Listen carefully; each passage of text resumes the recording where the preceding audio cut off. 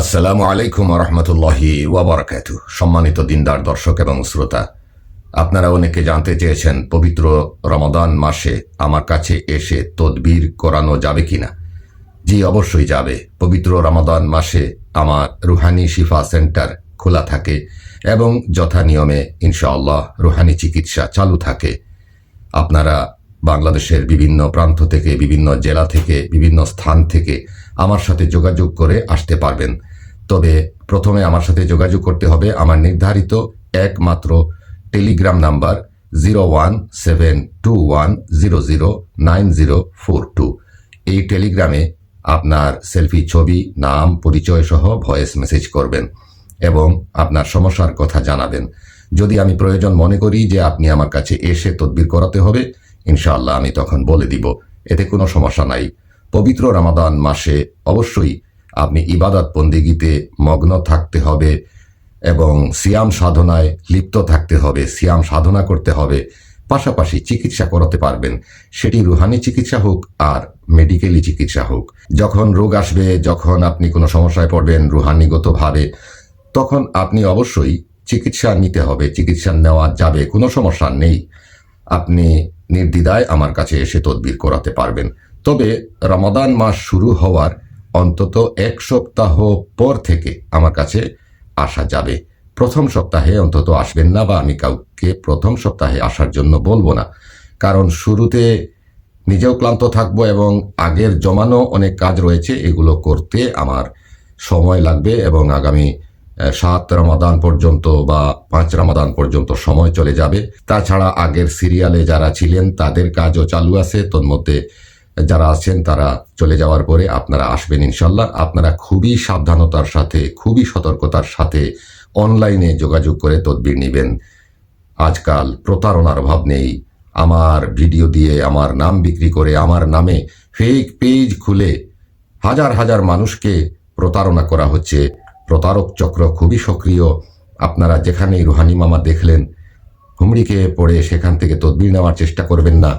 আমি যে নাম্বারটা বলছি এটি আমার একমাত্র টেলিগ্রাম নাম্বার, আমার বিকাশ নাম্বার, আমার নগদ নাম্বার এবং এটি আমার পার্সোনাল মোবাইল নাম্বারও। তবে মোবাইল নাম্বারে আপনি কল দিলে আসবে না, টেলিগ্রামেও কল অফ করা আছে, কারণ আমি সরাসরি কল রিসিভ করি না। দয়া করে আপনারা আমার কাছে কল দিবেন না, আপনারা ভয়েস মেসেজ করবেন, নাম, পরিচয়, ছবি সহ ইনশাআল্লাহ। এবং আমি যখন আপনাদেরকে রিপ্লাই দিব, আপনাদেরকে জানাবো, তখন সেই অনুযায়ী ব্যবস্থা গ্রহণ করা হবে। কি তদবির নিতে পারেন, কি তদবির দেওয়া যাবে, আসতে হবে নাকি না আসলে চলবে, সেগুলো আমি বলবো। আরও একটি কথা, আপনারা অনেকে লম্বাভাবে আপনার নিজের জীবনের অনেক দুঃখের কথা আমার কাছে বলা শুরু করেন টেলিগ্রামের ভয়েসে। এইগুলো বলে কোনো লাভ নেই। আপনি যে সমস্যায় জর্জরিত আছেন, আপনি যে বিষয়টা নিয়ে কষ্ট পাচ্ছেন, সেটি তো আপনি জানেন, আপনি সেটি আল্লাহর কাছে বলবেন। আমি একজন রুহানি চিকিৎসক হিসাবে আপনি এতটুকু বলতে পারেন। ধরেন আপনার কোনো জিন বা জাদুর সমস্যা আছে কিনা জানতে চান, আপনি বলবেন যে আমি রুহানি হাজিরা করাতে চাই। আপনি যদি কোনো শত্রুর দ্বারা আক্রান্ত থাকেন বা ওই শত্রুর দ্বারা কি কি ধরনের ক্ষতি আপনার হচ্ছে, সেইগুলো আপনি আমার কাছে না বলে বলবেন যে শত্রু দমনের জন্য কোনো তদবির দেন বা তাওইজাত দেন। এক কথায় আপনি যে বিষয়ে তদবির নেবেন সেটি সরাসরি আমাকে ভয়েস মেসেজ করে দিবেন। অনেকে নিজের জীবনের কাহিনী বলা শুরু করেন, আবার অনেকে বলেন যে আগে অনেক মোল্লার কাছে গেছি, কবিরাজের কাছে গেছি, অমুক আমাকে এইটা দিছে, তমুক এইটা দিছে। এগুলো বলে লাভ নাই, অযথা সময় নষ্ট। শেষ একটি কথা বলে রাখি, আল্লাহ পাক আমাদেরকে যে কথা বলার ক্ষমতা দিয়েছেন, এটির একটি টাইম লিমিট রয়েছে, এটির একটি নির্ধারিত সীমারেখা রয়েছে। আপনি যত অযথা কথা বলবেন, আপনি অহেতুক কথা বলবেন, তত আপনার কথার যে ফান্ড আছে ওইখান থেকে কমতে থাকবে। আল্লাহ না করুন, অনেক মানুষের এইরকম হয় যে মৃত্যুর পূর্বে আর কথা বলতে পারে না, তার কথা বলার ক্ষমতা নষ্ট হয়ে যায়। এটির কারণ হইল এর আগে সে বক বক করে অথবা অযথা কথা বলে, অহেতুক কথা বলে বা অহেতুক গল্প গুজব করে, পরনিন্দা পরচর্চা করে, চুগলখুরি করে তার মূল্যবান জবানকে, মূল্যবান কথাকে বিনষ্ট করেছে। এই জন্য মৃত্যুর সময় দেখা যাবে সে আর মুখ দিয়ে কথা বলতে পারে না।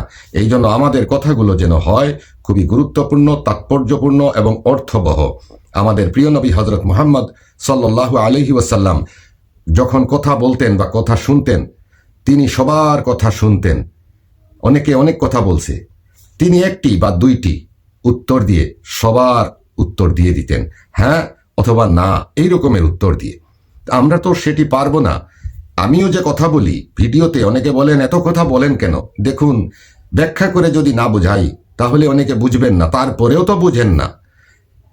আমাদের কথা বলতে হয়, এটা অহেতুক নয়, এটা বাক্যব্যয় নয়, এটা অনর্থক নয়, অর্থবহ।